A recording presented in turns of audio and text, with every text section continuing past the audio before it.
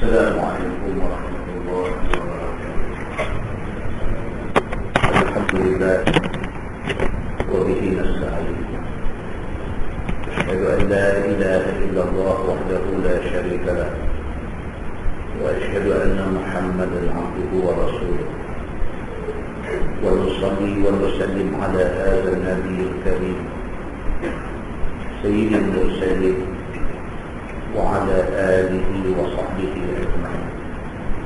أما بعد، أيها المؤمنون اتقوا الله، أوصيكم وإياي بتقوى الله، فقد فاز المتقون.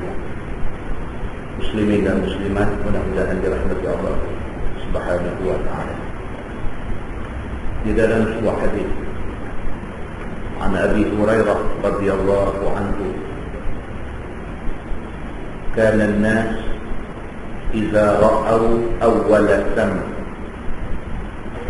جاءوا به إلى رسول الله صلى الله عليه وسلم، فإذا أخذه رسول الله صلى الله عليه وسلم قال: اللهم بارك لنا في ثمارنا، وبارك لنا في مدينتنا، وبارك لنا في صاعنا وفي مدنا. اللهم إن إبراهيم عبدك وخليلك ونبيك، وإني عبدك ونبيك، وإنه دعاك لمكة، وإني أدعوك للمدينة بمثل ما دعاك لمكة ومثله معه.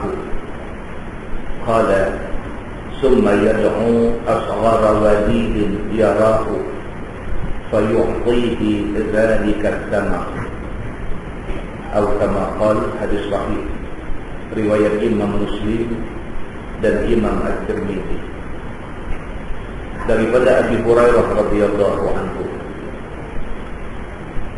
Kata dia, apabila penduduk Madinah melihat buah yang pertama terbit daripada pokok yang mereka tanam, hadis ini nak cerita. Kata dia menjadi amalan ataupun menjadi kebiasaan kepada penduduk Madinah. Bila mereka ada tanam pokok-pokok buah, bila buah yang pertama itu terbit, ja'u bihi ila Rasulillah sallallahu alaihi wasallam, dia akan bawa buah sulung itu, bawa pergi kepada Nabi sallallahu alaihi wasallam. Ini penduduk Madinah menjadi kebiasaan mereka macam tu. Dia bertanam pokok buah, tak kira pokok apa, buah sulung, buah hak mula keluar, buah hak mula terbit tu mereka akan ambil, bawa pergi kepada Nabi sallallahu alaihi wasallam. Fa idza akhadhahu Rasulullah sallallahu alaihi wasallam qala: Allahumma barik lana fi thimarina, wa barik lana fi madinatina, wa barik lana fi sa'ina وفي مدنا. اللهم إن إبراهيم عبدك وخليلك ونبيك، وإني عبدك ونبيك، وإنه دعاك لمكة، وإني أدعوك للمدينة بمثل ما دعاك لمكة ومثله معه. Nabi SAW bila orang buat mai dekat dia buah sulung, buah yang mula-mula terbit di pokok tu, Nabi pegang, Nabi akan doa.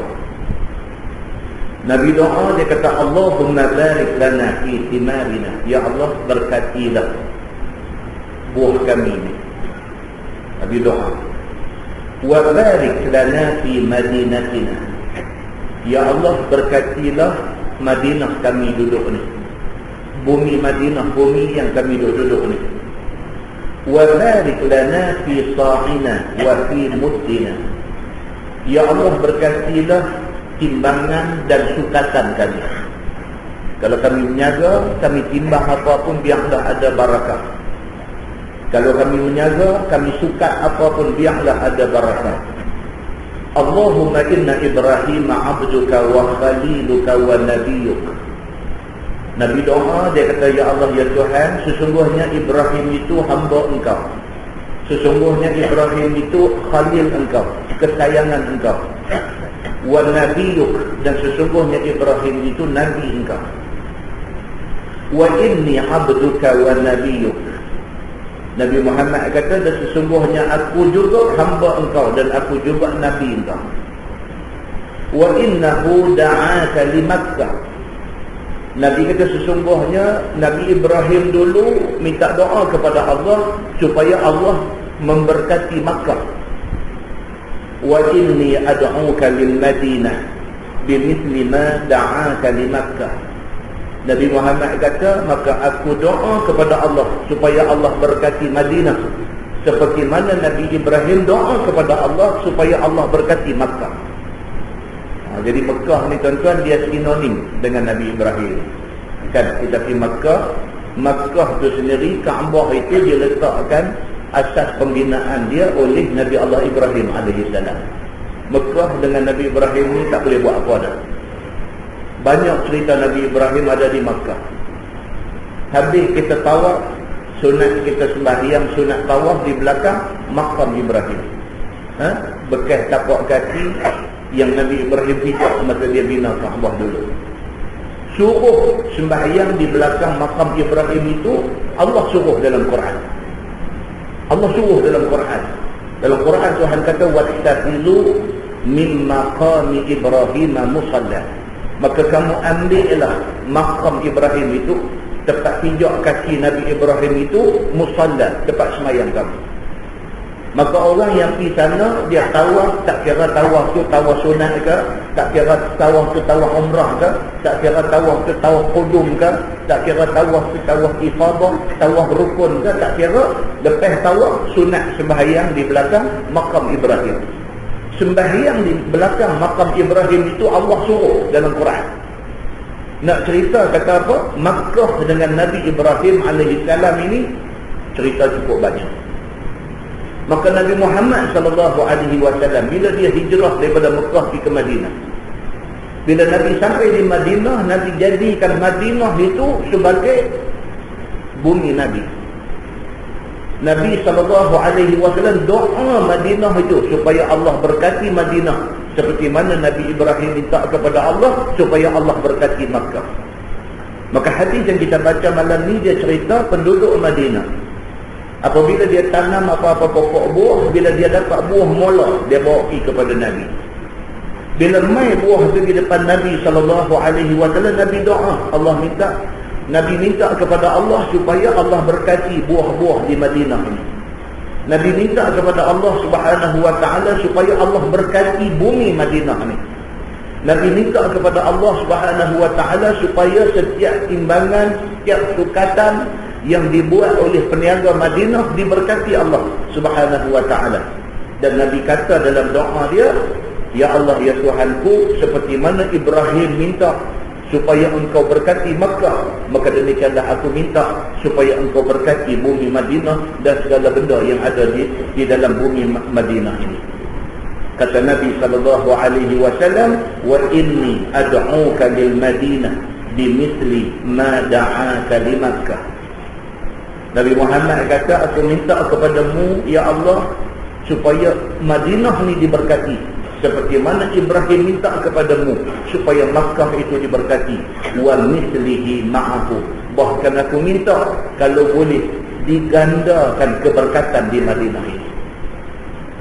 Ini Nabi SAW dengan Madinah dia sayang sangat.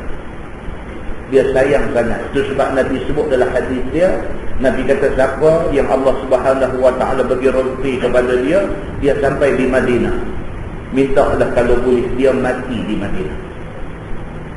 Nabi sayang Madinah ni sampai macam tu. Nabi kata, siapa-siapa pun kalau Allah bagi rezeki kepada dia, dia boleh sampai Madinah, mintalah supaya kalau boleh dia mati di Madinah. sayangnya Nabi dengan Madinah ini. Qala, kata Abu Hurairah, dia kata summa yad'u asghar wali yarahu fayu'tihi dhalika sama. Habis Nabi doa tu semua, Nabi tengok ada satu budak paling kecil daripada budak-budak ada. Ramai budak-budak ada ni, Nabi tengok asghar wali, budak paling kecil sekali. Nabi tengok, Nabi panggil dia, fayu'tihi dhalika sama. Nabi bagi buah tu ke budak ni, suruh budak ni makan.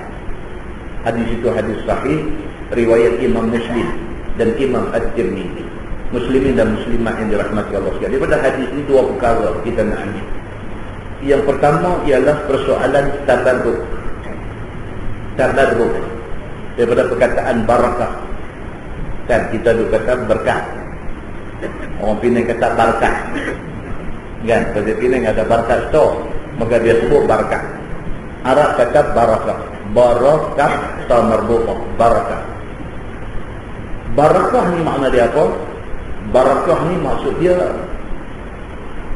kebaikan yang cukup banyak. Itu maksud kalau cara mudah kita kata.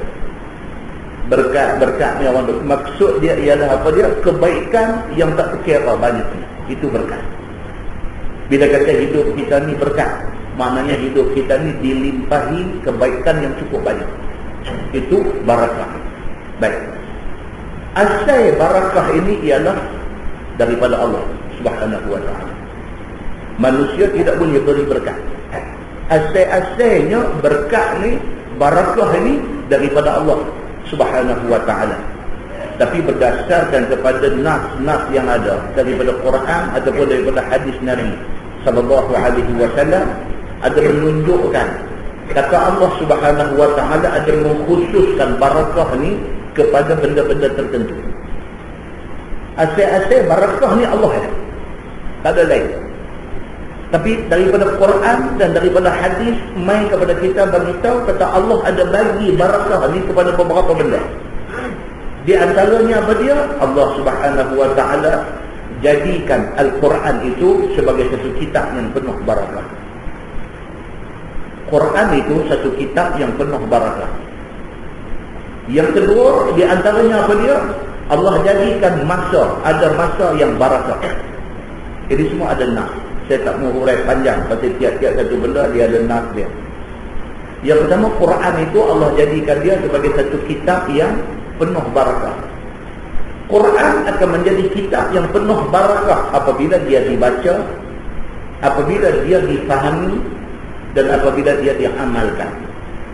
Ketika itu Quran menjadi satu kitab yang penuh barakah. Kalau Quran setakat kita tulis tulisan khat gantung di dinding rumah, dia tak ada barakah. Tak ada apa. Dia hanya tinggal kepada perkataan Quran sahaja. Tetapi barakah Quran itu kita akan rasa apabila kita baca, apabila kita cuba nak faham dia, apabila kita amalkan dia. Ketika itu Quran memberi barakah kepada kita. Kadang-kadang tuan-tuan kita tengok rumah-rumah hari ini gantung khat Quran ni, beli satu frame tu sampai 1,000. Satu frame Quran tu harga dia 1,000. Kononnya ayat tu ditenun dengan benang hak duk buat ke lembu Kaabah. Kunun ceritanya. Tulis sikit aja Yasin wal Quran. Banyak tu je tulis. 1,000 je. Gantung di dinding rumah. Tak salah. Tapi Quran sendiri tak dibaca oleh penghuni rumah itu. Maka itu yang tak salah. Quran itu hendaklah dibaca, hendaklah difahami dan hendaklah diamalkan. Bukan digantung di dinding rumah sahaja. Quran itu satu kitab yang barakah. Tetapi barakah dia tu kita akan dapat apabila kita baca, apabila kita faham, apabila kita amal. Barulah kita dapat barakah Quran itu. Ini yang Allah Subhanahu wa ta'ala beritahu ke kita. Macam tu. Yang kedua, Allah jadikan waktu-waktu yang barakah. Contoh dia apa dia tuan-tuan? Lailatul Qadar. Sabit daripada Quran tentang barakahnya Lailatul Qadar itu. Bila Lailatul Qadar ini akan jadi barakah? Bila Lailatul Qadar ini akan jadi barakah apabila orang Islam menjadikan Al-Ashrul Awakhir, 10 yang akhir daripada Ramadan itu sebagai masa untuk dia nak lipat gandakan ibadah kepada Allah, dan ibadah itu mestilah bertepatan dengan sunnah Nabi. Ketika itu Lailatul Qadar itu memberi barakah kepada dia. Kalau Lailatul Qadar itu mai dan habis dan mai dan habis dan mai dan habis, dia macam dia juga, Lailatul Qadar tidak membawa barakah kepada dia. Lailatul Qadar ini membawa barakah apabila 10 akhir Ramadan itu diisi dengan ibadah, yang ibadah itu bertepatan dengan yang Nabi suruh. Ketika itu masa Lailatul Qadar yang 10 malam yang disuruh oleh Nabi itu menjadi barakah kepada orang yang mengamalkan amal salih di dalamnya. Ini nak kena faham, nak kena faham. Yang ketiga, Quran dan hadis ada menyebutkan tempat-tempat yang barakah. Tempat yang barakah. Apa dia? Satu, Masjidil Haram. Tempat yang barakah. Bila Masjidil Haram ni akan menjadi tempat yang barakah kepada kita? Bila? Apabila kita sampai sana, apabila kita tawaf Kaabah, apabila kita sembahyang sunat di belakang makam Ibrahim, apabila kita sa'i di antara Safa dan Marwah, apabila kita sentuh Kaabah di bahagian yang Nabi suruh. Nabi suruh kita sentuh Kaabah ni di mana, tuan-tuan? 2 tempat aja yang Nabi suruh. Di mana? Hajar Aswad dengan Rukun Yamani. Ini 2 saja yang sabit daripada hadis Nabi yang disuruh kita sentuh. Kaabah yang tak segi termasuk dengan Hijr Ismail yang melengkung itu, tempat yang Nabi sunatkan kita sentuh 2 saja. Apa dia? Hajar Aswad dan Rukun Yamani. Apabila kita sampai di sana, kita tawaf Kaabah. Sama ada tawaf itu tawaf sunat ataupun tawaf itu tawaf umrah ataupun tawaf apapun, kita tawaf itu kerana ikut perintah Allah, kerana ikut tunjuk yang Nabi beritahu, dan kita semayang di belakang makam Ibrahim, dan kita sentuh 2 tempat yang Nabi suruh, dan kita berdoa di multazam macam mana yang Nabi buat, dan kita pergi ke Safa dan Marwah, kita sa'i 7 kali. Itu pada ketika itu Masjidil Haram itu membawa barakah kepada kita. Tapi kalau kita pergi sana, kita sampai di sana tapi sekadar ada duit nak pergi, itu saja. Dia tak membawa apa makna kepada kita.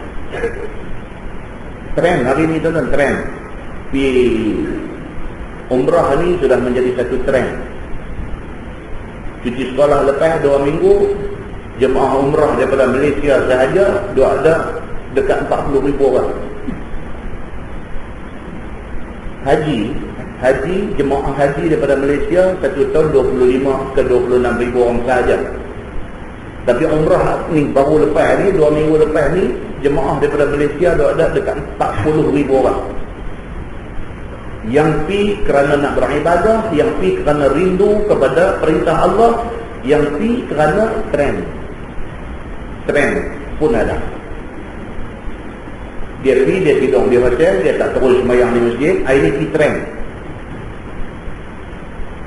Dia pergi, dia tak rebut tu yang Nabi kata sembahyang di Masjidil Haram ni pahala banyak mana, dia tak kalut dengan yang tu. Dia jadi mai aja. Dan dia pun jarang turun. Dia banyak duduk atas hotel, tidur, berdengkok dah. Keluar shopping lagi. Satu hari 5 waktu, pergi sembahyang maghrib dia ada 2 waktu, sembahyang maghrib isya saja 2 waktu. Dia buat macam mana dia duduk sini.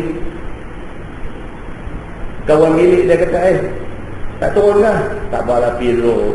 Tak larang. Tak kadut. Bagi apa nanti 2-3 bulan lagi nak main pula.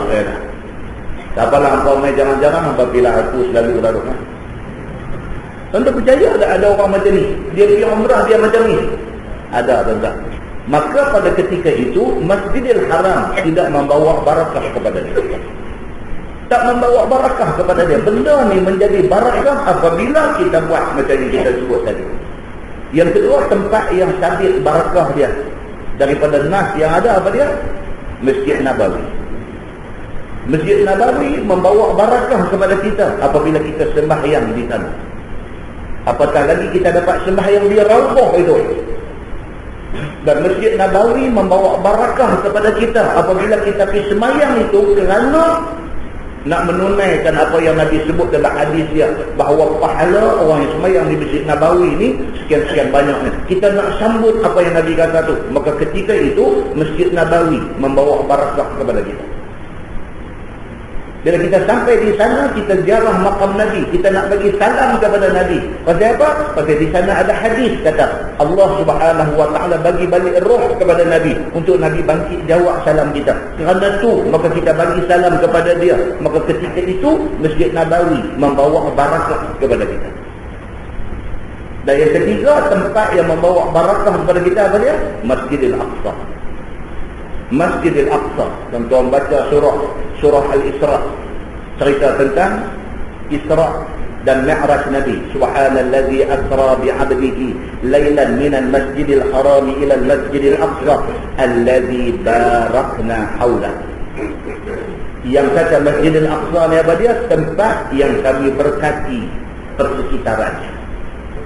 Masjidil Aqsa itu membawa barakah kepada kita apabila kita pergi kerana menunaikan apa yang disebut oleh Allah Subhanahu wa taala. Itu tempat. Ada benda yang barakah. Benda yang barakah apa dia? Bukan kayu kokau. Benda yang barakah ni apa dia? Air Zam-Zam. Pasal apa? Pasal Nabi SAW bagi tahu tentang Zam-Zam ini, dia menjadi penawar kepada penyakit yang berada. Maka kerana itu Zam-Zam menjadi benda yang ada barakah di sisi Allah Subhanahu wa taala. Selain daripada itu, barakah ni apa dia? Pribadi Nabi, batang tubuh Nabi sallallahu alaihi wasallam itu ujung rambut sampai ujung kaki penuh barakah. Sepakat semua ulama mengatakan Nabi sallallahu alaihi wasallam itu manusia yang penuh barakah.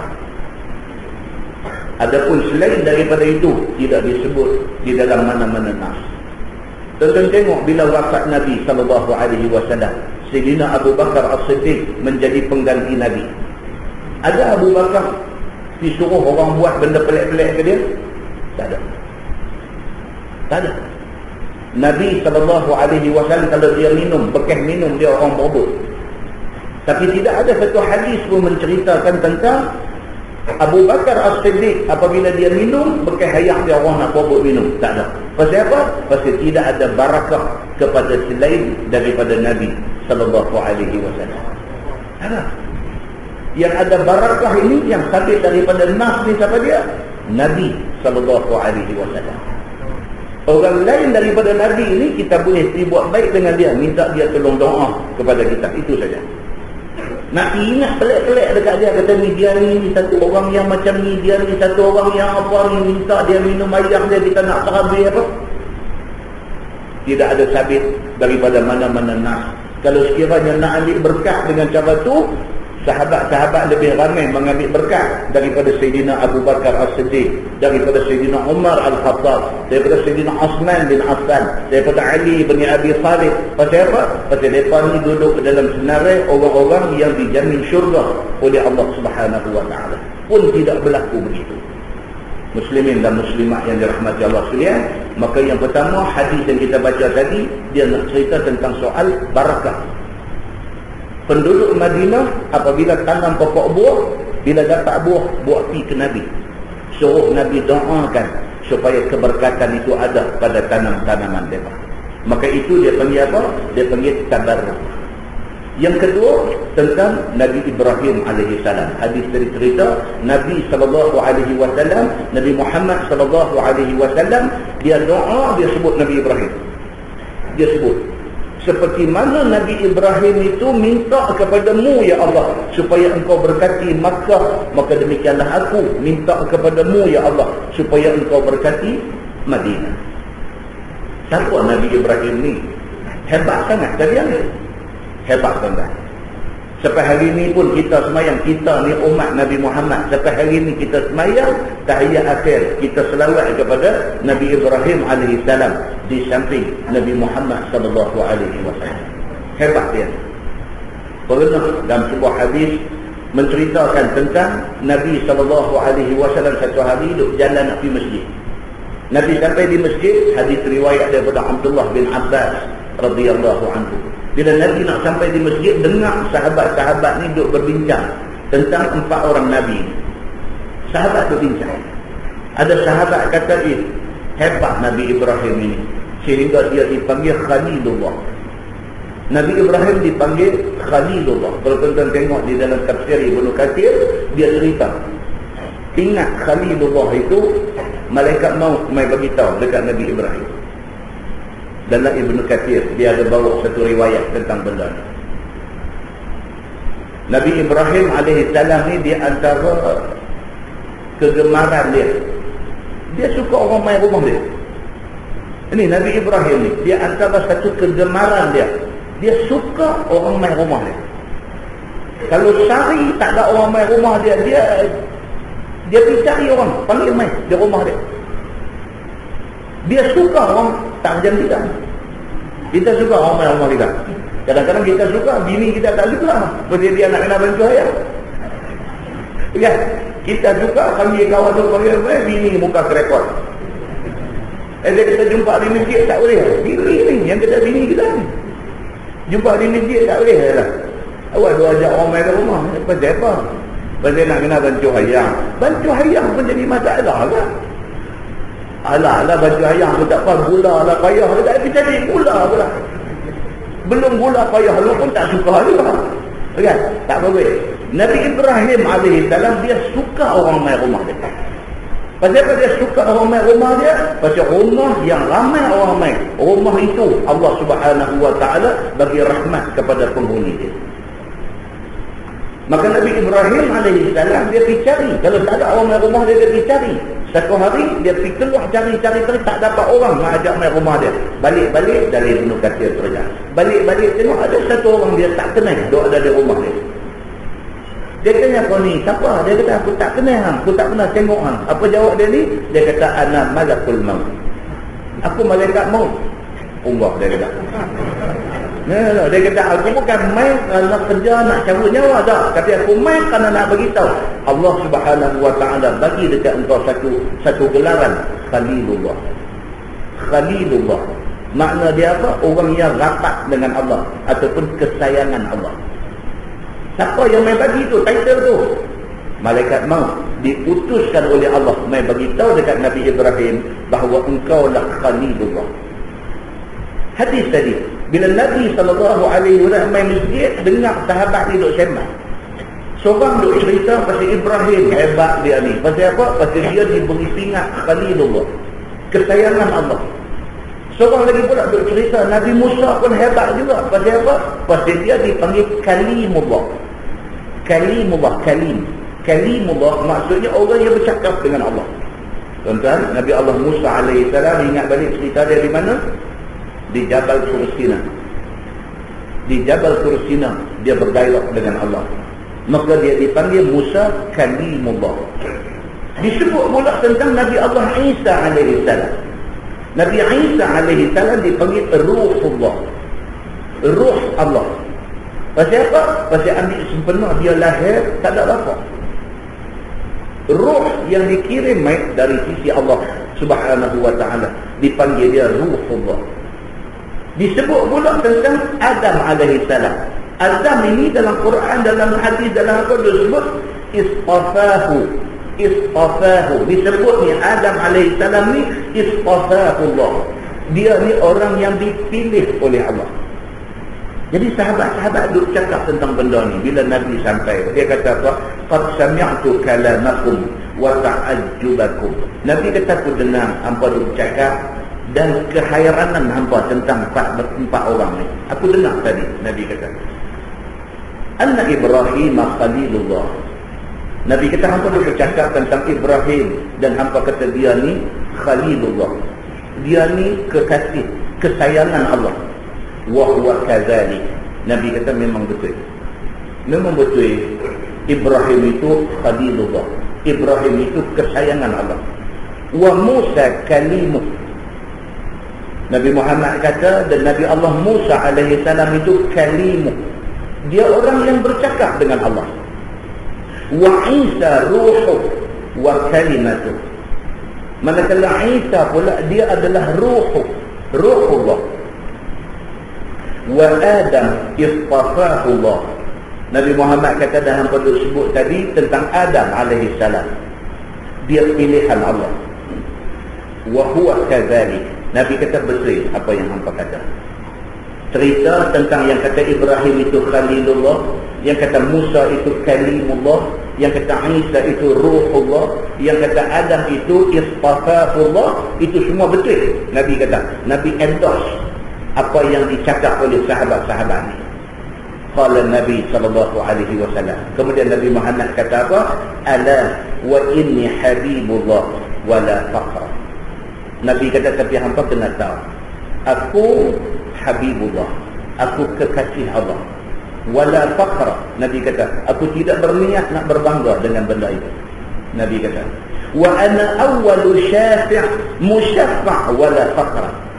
Nabi kata, hampa juga kena tahu, aku Muhammad bin Abdullah ini, aku ini syafi' musyaffa', orang yang pertama akan bagi syafaat kepada orang di mahsyar esok ni, dan syafaat aku diterima oleh Allah Subhanahu wa taala, wala faqra. Nabi kata, aku tidak berniat untuk nak sombong diri tentang benda ini. Nabi kata, pasal apa? Pasal Nabi dengar cara sahabat-sahabat ni duk sembang tadi, seolah-olah macam nak kata Nabi Muhammad ni tak hampa orang ni hebat. Hampa Ibrahim Khalilullah, Musa Kalimullah, Isa Ruhullah, Adam Istafahullah. Cara bercakap tu macam seolah-olah macam Nabi ni tak ada tempat. Maka Nabi Nabi nak bagi penjelasan tentang benda ni.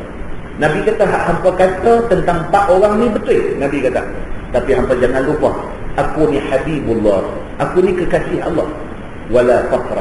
Aku tak ada niat nak bangga tentang benda ni. Nabi kata, bahkan aku ini apa dia? Awwalu syafi'in musyaffa'. Di mahsyar esok, aku orang yang pertama akan bagi pertolongan kepada orang di mahsyar. Musyaffa', bahkan pertolongan aku Allah akan luluskan. Wala fakhra, aku tidak niat nak berbangga tentang apa yang Allah bagi dekat aku. Wa ana awwalu man yuharriku halaqatal jannah fayaftahullah wa yudkhilinu miha wa ma'i fuqara'ul mu'minin wala fakhra. Nabi kata, dan aku adalah orang yang pertama yang akan menggerakkan halaqah, kumpulan manusia daripada mahsyar masuk ke dalam syurga, dan Allah akan buka pintu syurga apabila aku lead pasukan ini untuk masuk. Wala fakhra, aku tidak niat untuk berbangga tentang benda ini. Wa ana akramul awwalin wal akhirin yaumal qiyamah. Nabi SAW kata, akulah orang yang termulia, yang paling mulia di kalangan orang yang dulu dan orang yang kemudian di hari akhirat itu. Wala fakhra, bukan niat aku nak berbangga tentang benda ini. Nabi kata, hampa bercakap tentang siapa? Tentang Ibrahim. Hampa bercakap tentang siapa? Tentang Musa. Hampa bercakap tentang siapa? Tentang Isa. Hampa bercakap tentang siapa? Tentang Adam alaihi wassalam. Bercakaplah tentang siapa pun. Nabi kata, wa ana akramul awwalina wal akhirin yaumal qiyamah. Hari akhirat esok, orang dulu-dulu daripada Adam alaihi salam tu sampailah kepada al-akhirin, sampai zaman umat aku. Ana akram, aku orang paling mulia. Kata Nabi SAW di hari kiamat itu, wala faqra, bukan niat aku untuk berbangga, tapi inilah yang Allah suruh aku beritahu. Muslimin dan muslimat yang dirahmati Allah sekalian, kita beruntung. Pasal apa? Kalaulah umat Nabi-Nabi dulu boleh pilih sama ada nak bangkit dan menjadi umat Nabi itu ataupun jadi umat Nabi Muhammad, tentu mereka pilih nak jadi umat Nabi Muhammad. Tentu. Pasal apa? Pasal umat Nabi Muhammad ni mati last sekali, tetapi dikitab mula sekali. Pasal apa? Pasal kemuliaan Nabi Muhammad SAW. Kita tumpang kemuliaan itu. Macam mana mungkin kita hari ini kita tak berbangga dengan Nabi Muhammad SAW menjadi Nabi kita? Nah, muslimin dan muslimat yang dirahmati Allah sekalian, mudah-mudahan mukadimah itu memberi manfaat kepada kita semua, insya-Allah. Kita menggunakan tafsir Nurul Ihsan jilid 1. Nurul Ihsan jilid 1, muka surat 193. Muka surat 193, kisah bermegah-megah. Kisah bermegah-megah. Dan turun tak kala bermegah-megah orang Islam dan ahli kitab. Ini kita cerita sikit hari tu ni blackout terus. Hari tu ni kita start balik cerita dia. Apa hal yang jadi pada masa tu? Dia kata ahli kitab dan juga sahabat-sahabat Nabi ni duk lawan klaim, kata mereka lah yang paling mulia. Ahli kitab kata apa? Ahli kitab kata kami sini kami ikut Nabi Musa, kami ikut Nabi Isa, kami ikut Taurat, kami ikut Injil. Kalau nak banding Nabi Musa dengan Nabi Isa dengan Nabi Muhammad, sudah tentulah Nabi Musa dengan Nabi Isa lebih senior, lebih dulu daripada Nabi Muhammad. Maka yang senior ini tentu lebih mulia dan lebih betul. Dia berkata, kalau nak banding Quran dengan Taurat dengan Injil, Taurat Injil turun dulu baru Quran main, maka sudah tentu kami yang turun dululah yang lebih mulia. Sahabat-sahabat Nabi pula challenge balik. Dia berkata apa? No. Walaupun hampa dulu, walaupun kitab hampa main dulu, tapi hampa kena ingat bila turun main Nabi Muhammad SAW, bila Quran main, hak hampa semua dimansuhkan. Hampa kena ikut Quran yang diturunkan. Maka dengan kerana itu jelas kami lebih mulia. Ini cerita berlaku pada masa itu. Maka turun ayat 123 surah An-Nisa. A'udzubillahi minasyaitonir rajim. Laisa bi'amaniyikum wala amaniyi ahli kitab. Maka tiada masuk syurga dan tiada lepas daripada neraka jika semata-mata angan-angan kamu sahaja wahai orang Islam, dan tiadalah dengan angan-angan ahli kitab. Tuhan turun main ayat ni, Tuhan nak beritahu bertengkar ni tak ada kesudahan. Itu maksudnya. Hampa hidup lawan bertengkar, duk kata hang lebih mulia daripada yang ni kata dia lebih mulia daripada yang ni. Ini semua angan-angan. Ini semua tak akan membawa hampa ke syurga. Tuhan kata. Sebaliknya yang boleh bawa hampa ke syurga ni apa dia? Tetapi dia kata yang membawa kamu ke syurga, yang menghalang kamu masuk neraka itu ialah iman dan amal saleh. Tu. Bertengkar ni semua tak bawa kita pergi mana. Tapi yang membawa kita ke syurga ni apa dia? Iman kita dengan Allah. Dan apa dia? Kita beramal. Kita tak mengaku kata kita ni beriman saja, tapi kita membuktikan iman kita dengan amal. Tuan-tuan, kita tanya diri kita. Nah, kita ni duk mengaji ni tu kira lah walaupun malam ni korang lah pasal apa? Portugal lawan apa-apa. Korang sikit, bukan kata korang banyak. Kan? Hak ramai ni bukan pasal Portugal pun, pasal hujan. Kan? Pasal hujan. Walaupun begitu, kan kita tanya diri kita. Haduk mengaji merata, haduk mengaji takmis, haduk mengaji sungguh-sungguh ni. Kita ambil satu hari punya kehidupan saja kita kata. Okey? Satu hari punya kehidupan start dengan subuh. Berapa ramai daripada kita yang dan buat qabliyah subuh 2 rakaat? Tanya diri kita. Kita ada satu checklist, kita boleh tick hari kita buat. Ni termasuk saya. Hari-hari qabliyah subuh miss kata miss. Miss tayang. Maknanya apa? Ni ayat yang kita dah baca ni. Ayat yang kita dah baca ni dia kata apa? Angan-angan tak bawa hangpa ke mana-mana. Tetapi iman dan amal saleh itu yang membawa hangpa ke syurga. Maksud dia apa dia? Checklist kita. Start seawal pagi. Qabliyah subuh buat apa? Semayang jemaah subuh. Kita jemaah ke tak subuh? Pukul 8.30 pagi duha, ada buat tak buat? Itu checklist satu hari. Checklist satu hari. Duha, 2 rakaat duha, ada buat ke tak buat?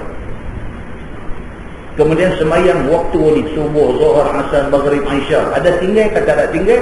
Kalau tak tinggal, jemaah ke tak? Cek benda-benda tu. Dan tak lagi nak tidur, ada tak ada witir? Ada tak ada witir? Walaupun Imam Syafi'i kata sekurang-kurang witir itu 1 rakaat, okey. Tapi Imam Hanafi dia kata no, sekurang-kurang witir ialah 3.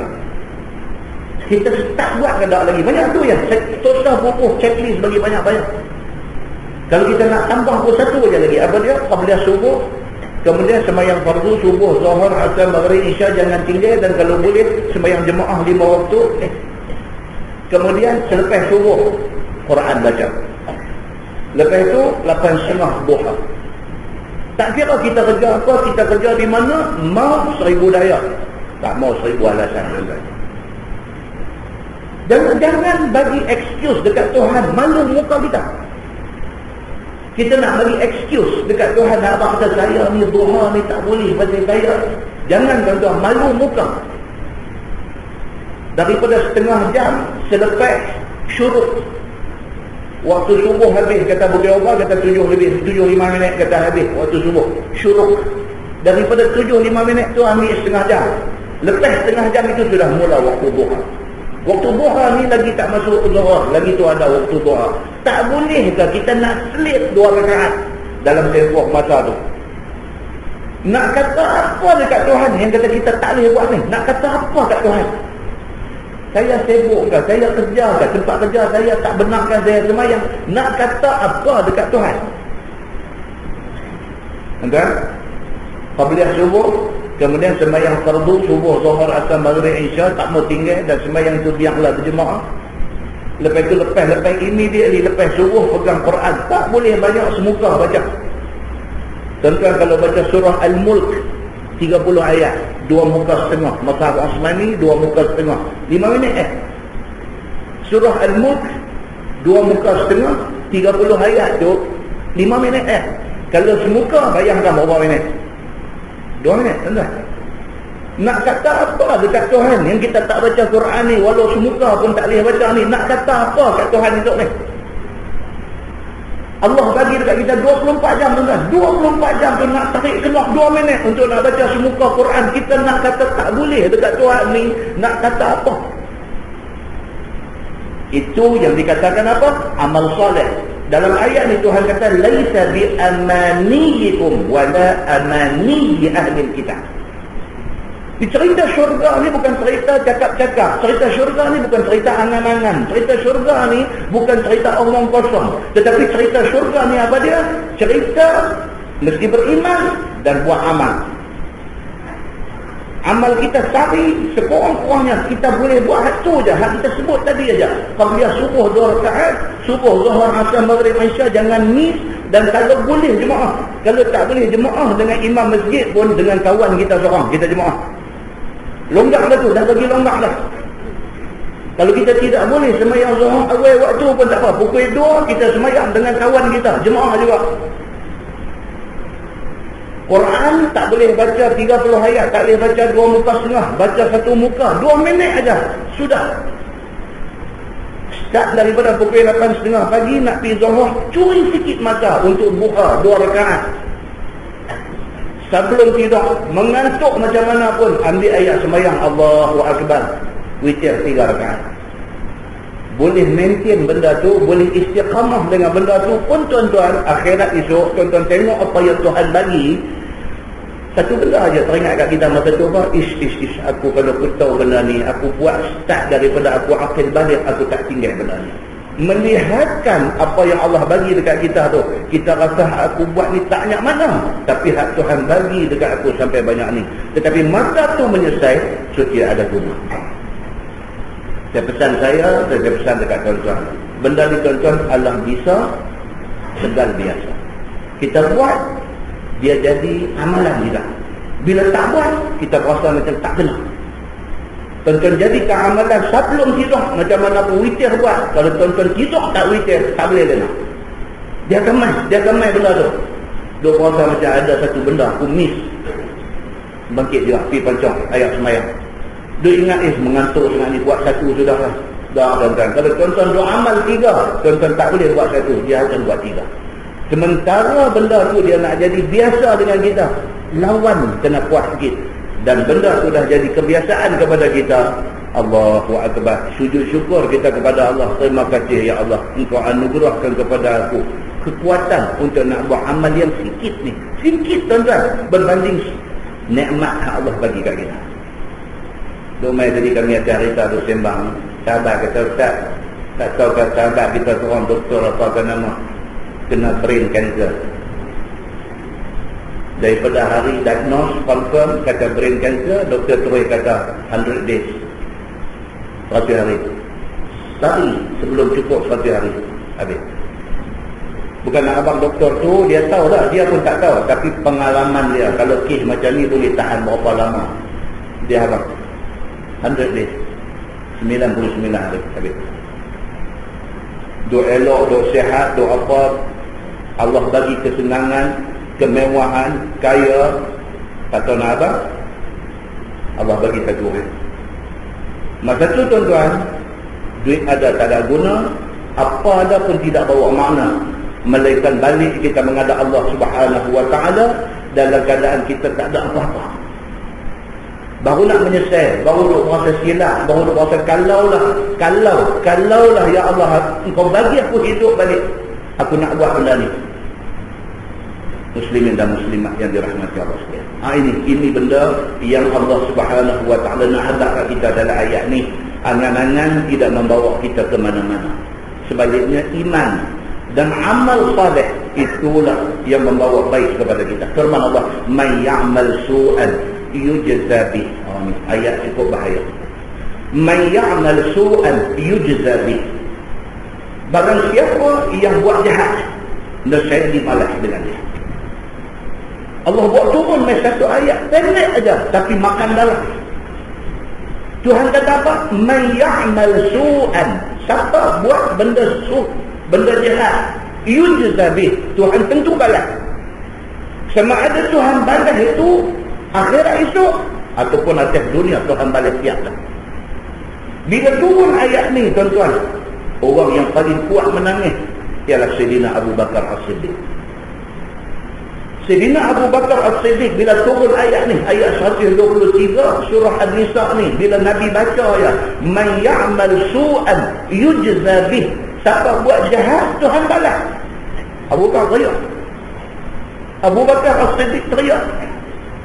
Abu Bakar As-Siddiq dijumpa Nabi SAW, dia teriak, dia kata, "Ya Rasulullah, macam mana dengan kami ni? Mana mungkin kami ni boleh selamat, sebab tak ada seorang daripada kami yang tak ada buat jahat." Dia kata. Abu Bakar tuan-tuan, dia berasa dia jahat. Kita ni tak berasa kita baik. Itu beza kita dengan Abu Bakar. Abu Bakar As-Siddiq tu, dia berasa dia ada buat jahat. Dia kata macam dia ada buat jahat. Bila turun mai ayat kata, "May ya'mal su'an yujza bih." Siapa buat jahat, Tuhan akan balas. Dia teriak. Pasal apa? Pasal dia duk rasa dia ada lagi jahat yang dia duk buat. Dia takut apa Tuhan nak balas kat dia. Kita ni duk rasa kita baik, duk gelak, tak takut apa langsung kita ni. Abu Bakar As-Siddiq bila dia pergi jumpa Nabi, dia kata, "Ya Rasulullah, ayat tadi sudah turun, man ya'mal su'an yujza bih." Siapa buat jahat, Tuhan akan balas dekat dia. Macam mana kita nak selamat? Mana ada kita yang tak ada jahat? Dia kata. Setidak-tidaknya lintahkan jahat pada orang. Ada tak orang kita lintah jahat ke orang? Banyak. Tengok sikit lah, dia ni leceh. Semua orang leceh. Tengok sikit dia ni ingat. Dia tengok dia ni ingat. Dia jahat lah. Itu jahat lah. Belum habis buat jahat tunai-tunai lagi. Yang pergi buat jahat terang-terang ni, pergi buat naya orang, pergi buat zalim orang, pergi buat kemok sendiri pun ada. Buat kemok sendiri pun ada. Hari ibu beli kek anda, 2 hari lepas hari ibu, dia serbu pergi kat mak dia buat macam-macam ni. Tapi tak takut kepada Allah Subhanahu. Abu Bakar As-Siddiq bila turun ayat ni, dijumpa Nabi teriak. Dia kata, macam mana kami nak selamat sedangkan kami ada jahat yang kami buat? Jawab Nabi SAW, Nabi kata, "Ghafarallahu laka ya Abu Bakr. Alasta tamra." Nabi kata, "Alasta tamsah? Alasta tahzan? Alasta tusibuka al-la'wa?" Qala Abu Bakr, "Bala." Qala Nabi SAW, "Fahuwa mimma tujzawna bih." Nabi SAW bila Abu Bakar mai kata dekat dia, "Ya Rasulullah, kalau dah siapa buat jahat semua Tuhan akan balas atas dunia pun dah kena dah balas. Macam manalah kita nak selamat? Pasal kita mesti ada benda jahat yang kita buat." Nabi tanya dia, "Ghafarallahu laka ya Abu Bakar." Mula-mula sekali Nabi kata yang dulu, "Ghafarallahu laka ya Abu Bakar." Nabi kata, "Wahai Abu Bakar, Allah sudah ampunkan engkau. Engkau tak takut." Tuan-tuan, Abu Bakar As-Siddiq, siapa dia ni tuan-tuan? Dia satu-satunya orang yang terpilih untuk hijrah sama dengan Nabi. Daripada ramai sahabat ada ni dengan macam-macam keistimewaan, dengan macam-macam jasa, dengan macam-macam pengorbanan ada ni, Abu Bakar dipilih oleh Nabi sallallahu alaihi wasallam untuk teman dia di dalam hijrah. Nabi sallallahu alaihi wasallam kata, "Lau kuntu muttakhizan khalilan lattakhadtu Abu Bakr khalila." Kalau sekiranya Allah suruh aku pilih seorang manusia untuk buat jadi khalil aku, buat jadi kesayangan aku, buat jadi kawan yang paling rapat dengan aku, lattakhadtu Abu Bakr khalila. Tidak ada orang lain melainkan Abu Bakar aku akan pilih jadi orang paling rapat dengan aku. Tiba-tiba dia main duk teriak, duk takut kejahatan dia, Tuhan nak balas. Nabi potong terus. Nabi kata, "Ghafarallahu laka ya Abu Bakar." Wahai Abu Bakar, kau bimbanglah, engkau diampunkan dosa oleh Allah Subhanahu wa taala. Terus Nabi bagi kalam tu, tutup kebimbangan dia.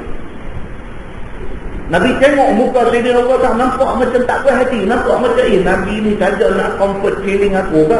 Nabi ni saja nak bagi aku syok sendiri ke? Nabi tanya dia, "Alasta tamrat?" Wahai Abu Bakar, hang tak pernah sakit kan? Nabi tanya dia. Dia kata, sakit pernah lah. Siapa tak pernah sakit, demam, pening? Ada. Alasta tamsab? Nabi kata, wahai Abu Bakar, hang tak pernah penat kan? Berasa penat, berasa exhausted, berasa letih. Ada. Dia kata, alasta tahzan? Nabi kata, wahai Abu Bakar, kamu tidak pernah rasa duka cita, rasa sedih, berasa ada? Abu Bakar kata, ada. Alasta tusibukal la'wa? Nabi kata, wahai Abu Bakar, tidak pernah kamu ditimpa apa-apa musibah, kesusahan? Dia kata, ada. Qala Abu Bakar, bala ya Rasulullah. Dia kata, ada lah. Manusia biasalah, biasa sakit. Aku biasa sakit. Aku biasa penat, berasa letih, exhausted. Biasa bagi aku duka cita, sedih. Dan biasa bagi aku ditimpa musibah dan sebagainya. Semua tu aku biasa kena. Faqala Nabi sallallahu alaihi wasallam. Nabi kata dekat dia, fa huwa mimma tujzauna bih. Nabi kata, itu apa yang kamu kena, apa yang kamu rasa itulah balasan yang Allah bagi dekat kamu. Kalau kamu ada salah sikit-sikit, kamu sakit, Allah kifaratkan dosa kamu. Kamu susah hati, Allah kifaratkan dosa kamu. Kamu letih dengan Islam ni, Allah kifaratkan dosa kamu. Kamu kena musibah, Allah kifaratkan dosa kamu. Dengan syarat kamu sabar apabila kamu kena benda-benda ni. Abu Bakar As-Siddiq bila dengar macam tu, lega dia. Pasal apa? Pasal cakap itu main daripada mulut Nabi sallallahu alaihi wasallam, kekasih Allah dan kekasih dia sendiri. Ada satu cerita tentang Abdullah bin Umar bin Al-Khattab, anak Sayyidina Umar Al-Khattab. Tentu ada satu peristiwa besar, saya dah sebut banyak kali dah. Satu orang yang merupakan anak penakan kepada isteri Nabi, anak penakan Aisyah. Yang dia bukan saja anak penakan Aisyah, bahkan menjadi anak angkat Aisyah dan anak angkat Nabi. Siapa dia? Abdullah bin Zubair bin Awam. Zubair bin Awam itu sahabat jamin syurga. Anak dia dengan Asma, kakak kepada Aisyah, nama Zubair. Oleh kerana Aisyah isteri Nabi ini tak ada anak, maka Nabi ambil Zubair ini, ambil Abdullah bin Zubair, anak kepada Zubair bin Awam ni, ambil buat anak angkat, duduk di rumah Nabi. Lepas dah Nabi wafat apa semua, apa jadi dekat Abdullah bin Zubair tuan-tuan? Apa jadi?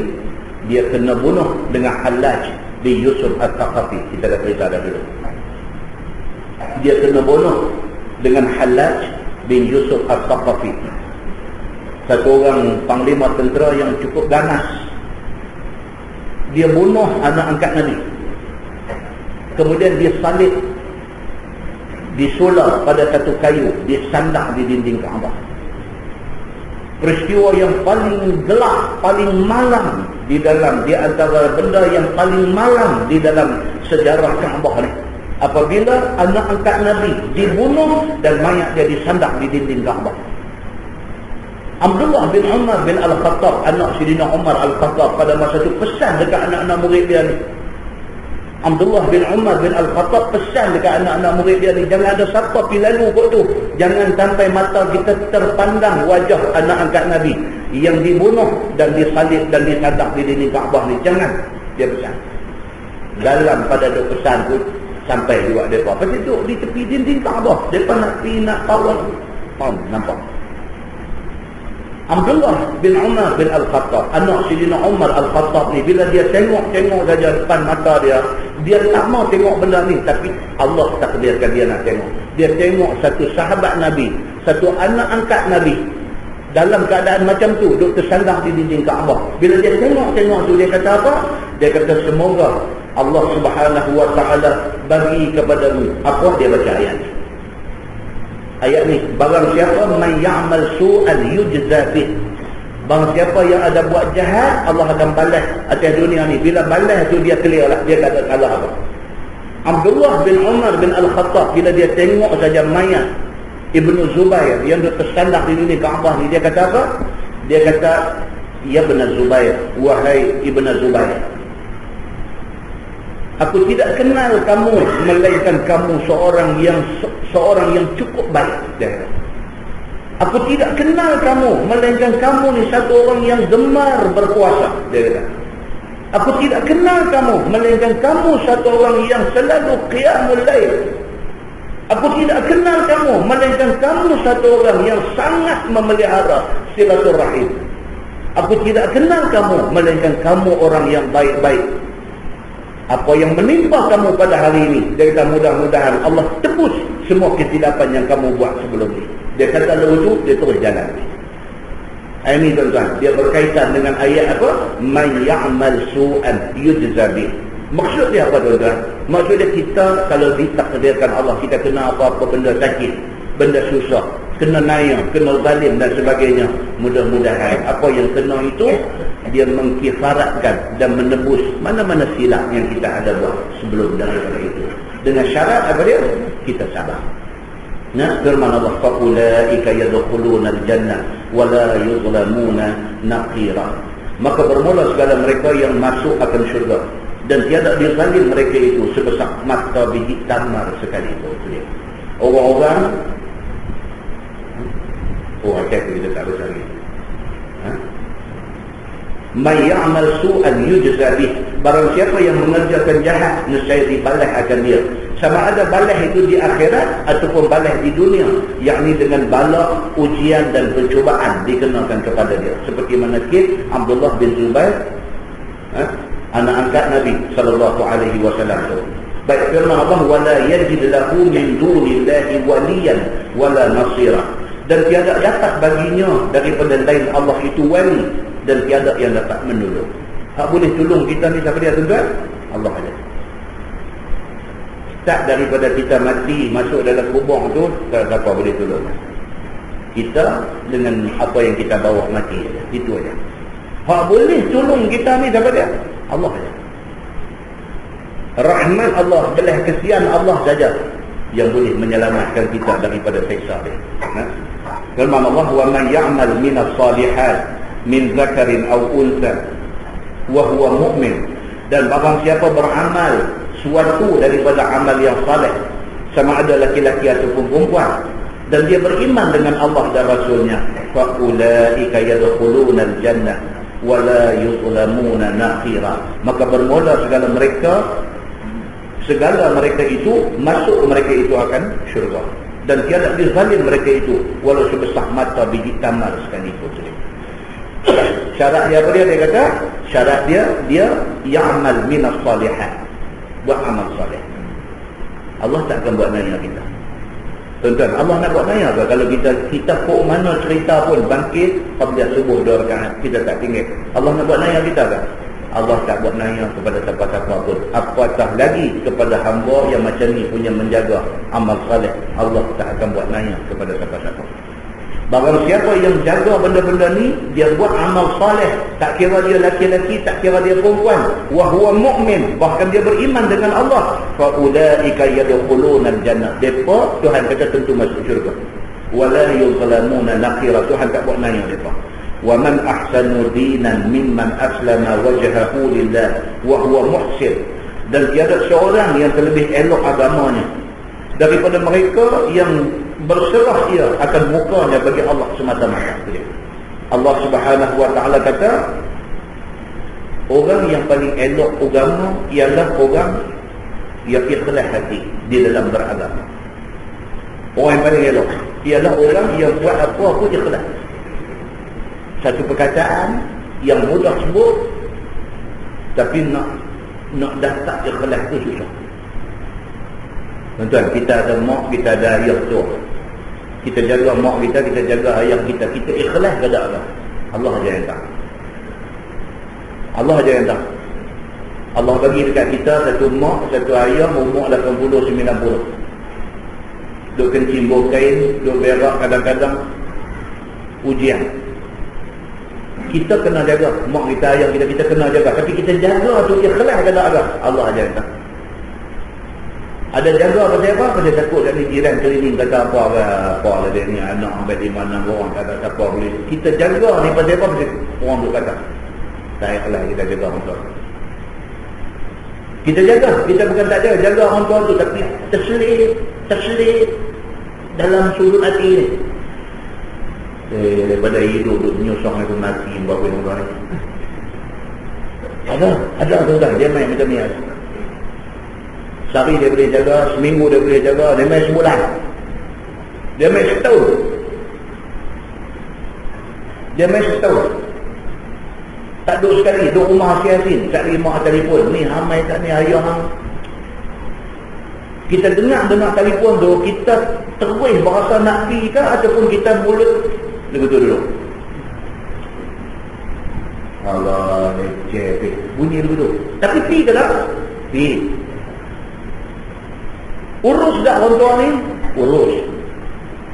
Angkat dia masuk pancuk, bagi basuh, bagi bersih, bagi mandi, bagi apa. Buat ke tak buat? Buat. Tapi tadi ni bunyi Allah. Ada tak benda menjadi-jadi? Di sini Allah menilai ikhlas kita. Ni hak buat ni dengan senang hati, dengan suka hati, dengan besar hati, dia jaga orang tua dia. Tak senang kan? Bukan senang. Betul-betul Allah bagi satu ujian pada dia. Betul-betul bagi ujian. Lama-lama sekali dia pergi duduk sebelah orang tua dia, umur dah 80, 90. Dia pergi duduk sebelah, dia tengok orang tua ni duduk tidur. Kadang dia main juga dalam hati insan. Hari ni hari dia, aku esok macam mana? Hari ni hari ayah aku, umur 90, tak boleh nak urus diri, nak kena kita main tolong jaga. Ni ayah aku ni, kalau esok aku macam ni, anak aku mau ke jaga aku, dia main, dia takut tak? Dia kelas tak? Jaga tu dia kelas tak? Pasal apa? Dia takut esok kena kat dia, takut anak dia tak mau jaga dia. Dia ikhlas tak?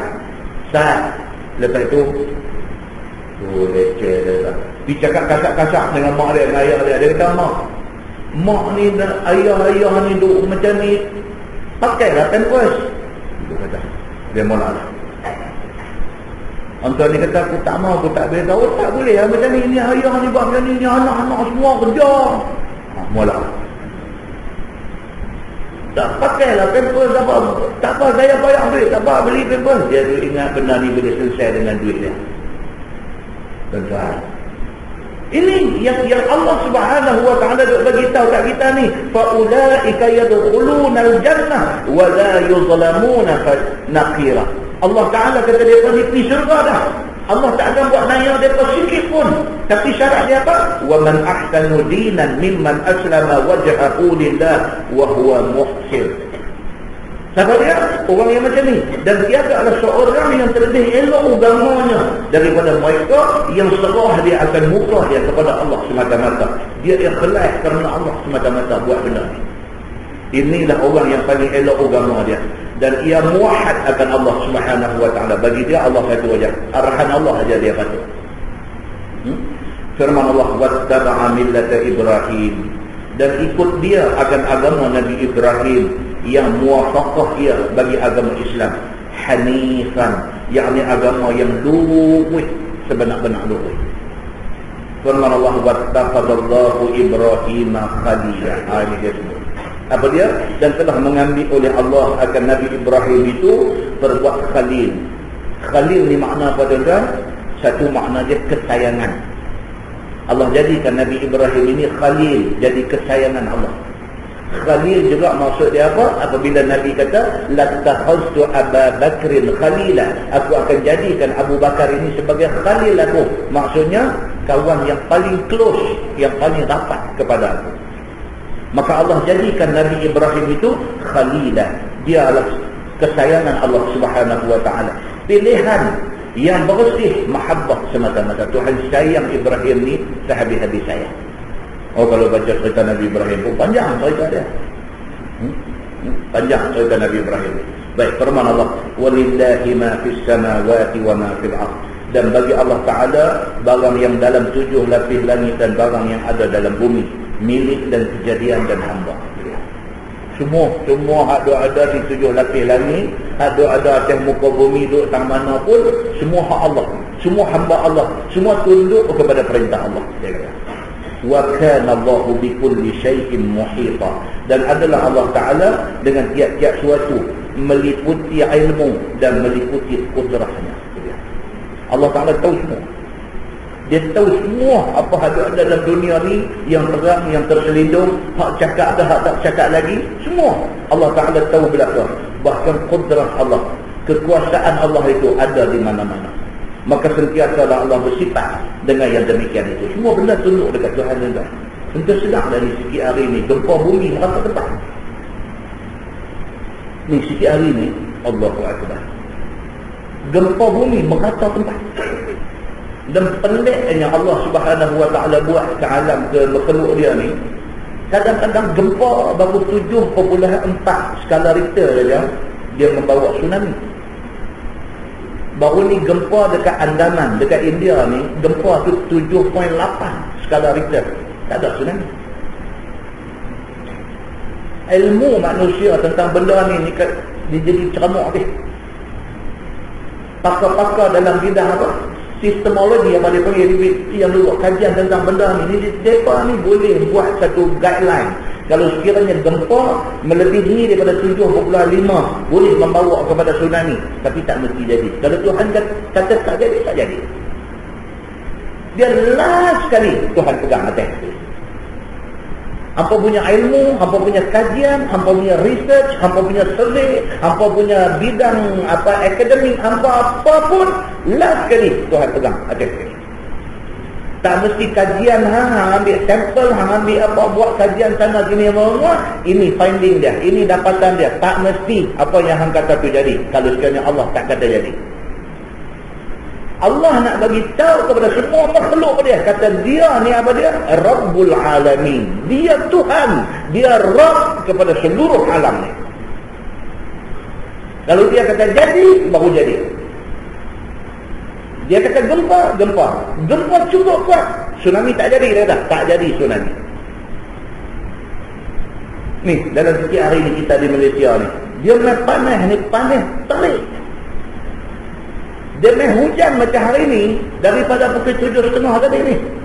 Kalau di sana lah, saya kata daripada pukul 7 pagi tadi ni, dua macam ni. Lebat sangat pun tak, aku kata berhenti pun tak ada boleh. Bil elektrik rumah kita ni jadi tak entu punca. Dia main panas terik ni, pakai aircon kuat, bil sampai 4-5 ratus. Dia main hujan negeri, dia duduk main 200. Jadi tak ada punca. Tapi dari yang balik pula elok ya atau ni. Dia kata holo tu buka ni macam kucing tidur alena tu. Elok juga. Allah Subhanahu wa ta'ala tuan-tuan, dia nak buat apa pun, dia Tuhan. Walillahi ma fis samawati wa ma fil ardh. Semua ada di langit di bumi, semua tertakluk di bawah kuasa dia semata-mata. Wa kana Allahu bikulli syai'in muhita, dan Allah Taala itu atas setiap sesuatu meliputi ilmu dan kudrahnya. Dia tahu semua benda. Muslimin dan muslimat yang dirahmati Allah sekalian. Wallahu a'lam. Lepas ini kita sambung wa yastaftunaka fin nisa. Ini satu cerita yang menarik dia akan main lepas ni. Lepas ni dia akan main cerita tentang bak perempuan. Bak perempuan macam mana? Bak perempuan yang kadang-kadang orang lelaki-lelaki ni memanipulasi mereka. Orang perempuan yang dimanipulasi oleh orang lelaki-lelaki. Dan manipulasi terhadap perempuan ni berlaku dalam macam-macam cara. Manipulasi terhadap orang perempuan ni berlaku dalam macam-macam cara, dan akan dibincangkan dalam ayat yang berikutnya dalam surah An-Nisa. Nama surah ni pun surah An-Nisa, surah pasal perempuan, pasal wanita. Lepas ni dia akan main wa yastaftunaka fin nisa, dan minta fatwa mereka itu akan engkau wahai Muhammad tentang perempuan. Tentang perempuan ni, pesaka mereka macam mana, apa dia akan main cerita lepas ni. Dan dia akan main pula satu cerita yang menarik selepas ini, cerita tentang seorang isteri Nabi SAW yang bernama Saudah bin Zam'ah. Dan isteri Nabi ramai. Salah seorang ni nama dia Saudah. Saudah, silwaw dan ta marbuta. Saudah. Jangan kena video baca Saudah pula, ada Saudah lain, Saudah. Silwaw dan ta marbuta. Saudah. Saudah bin Zam'ah nama isteri. Dia ni tua sikit, dia berumur sikit.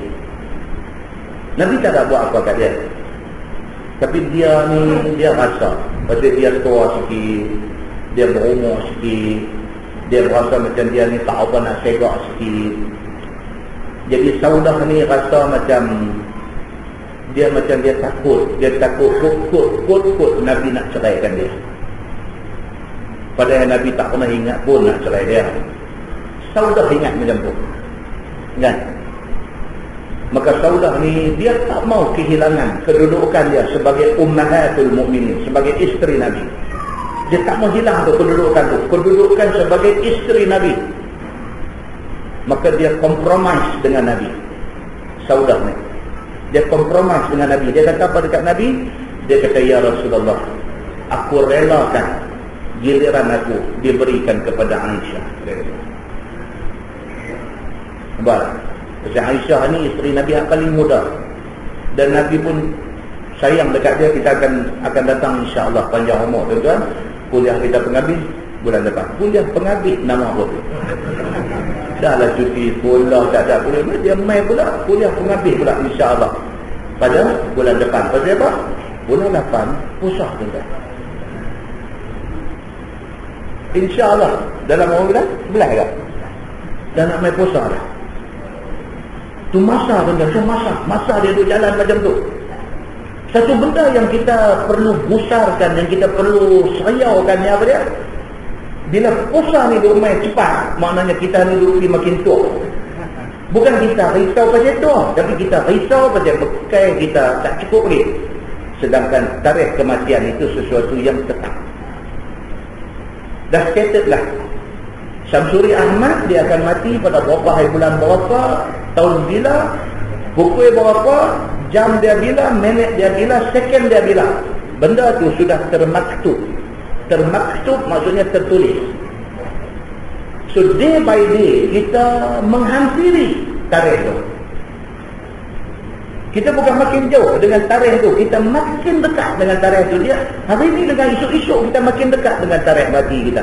Esok dengan lusa makin dekat kita dengan tarikh mati kita. Sedangkan bekal kita duduk macam tu aja. Jadi bila dia duduk main poster ni, duduk main berasa macam lagi cepat duduk main. Ini benda yang kita kena busar. Ini benda yang kita kena risau. Ini benda yang kita kena ambil serius. Ini benda yang kita nak kena perhatian dia. Balik kepada daily punya saya sebut tadi, apa dia? Apabila subuh tak mau miss. Subuh, Zuhur, Asar, Maghrib, Isya, seberapa boleh berjemaah.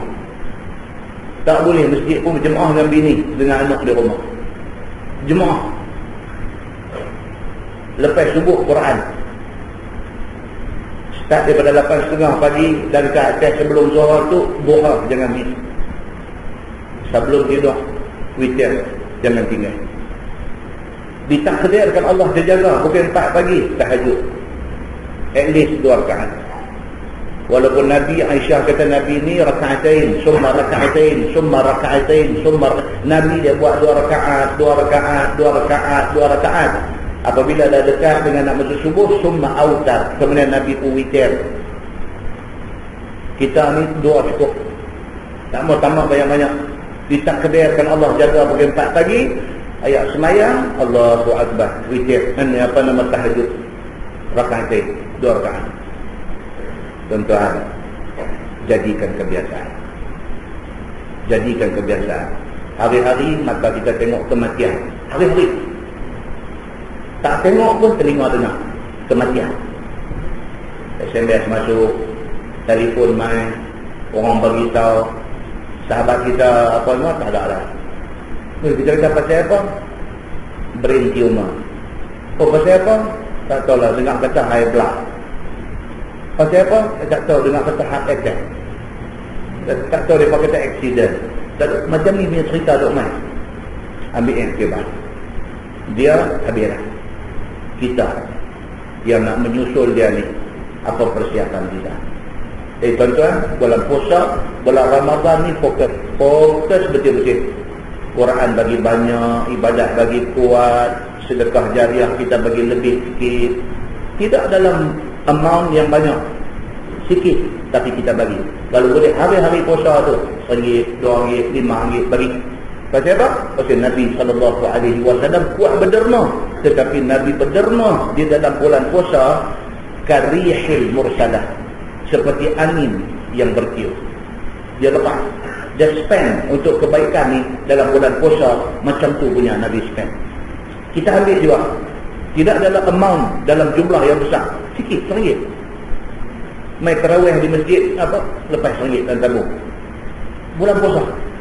Setidak-tidaknya ikhlas kita nak mengikut sunnah Nabi sallallahu alaihi wasallam. Mudah-mudahan diganjarkan oleh Allah Subhanahu wa taala dengan ikhlas hati kita dan juga dengan keredaan di sisi dia. Itu yang kita. Tak ada dah lebih baik daripada keredaan Allah yang kita cari. Saya pesan dari saya banyak-banyak, saya pesan dekat tuan-tuan. Marilah kita pakat-pakat ubah, tinggal hak mana tak baik, buat hak baik-baik ni, supaya dia membawa untung kepada kita di hari akhirat esok. Dan insya-Allah kita tangguh dengan tasbih kafarah dari surah Al-Asr. Allahumma salli ala Muhammadin fil awwalin wal akhirin wa sallim radhiyallahu tabaraka wa ta'ala an sayyidina ashab sayyidina rasulillah ajma'in. Bismillahirrahmanirrahim. Alhamdulillahi rabbil alamin. حمدا يوافي نعمه ويكافئ مزيدا. يا ربنا الحمد كما ينبغي لجلال وجهك الكريم وعظيم سلطانك. رضينا بالله ربا وبالاسلام دينا وبمحمد نبيا ورسولا. اللهم افتح علينا فتوح العارفين وارزقنا فهم النبيين بجاه خاتم المرسلين. اللهم فقهنا في الدين وعلمنا التأويل واهدنا صراطك المستقيم. اللهم أرنا الحق حقا وارزقنا اتباعه وأرنا الباطل باطلا وارزقنا اجتنابه. اللهم اجعل جمعنا جمعا مرحوما وتفرقنا من بعده تفرقا معصوما. وصلى الله على محمد وعلى آله وصحبه وسلم والحمد لله رب العالمين. السلام عليكم.